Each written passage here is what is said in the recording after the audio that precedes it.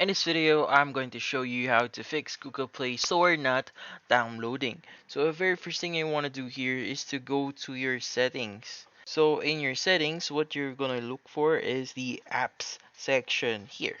So from here, you want to go to manage apps.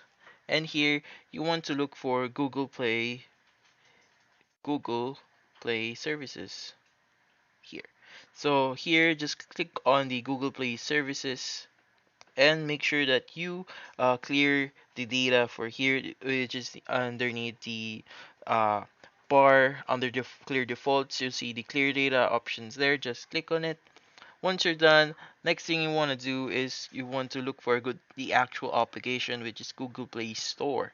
So there you also want to clear your data here. So once you've done that, just restart your Android device and that should fix your issue. So hopefully this video was able to help you. Like and subscribe if you found this video helpful.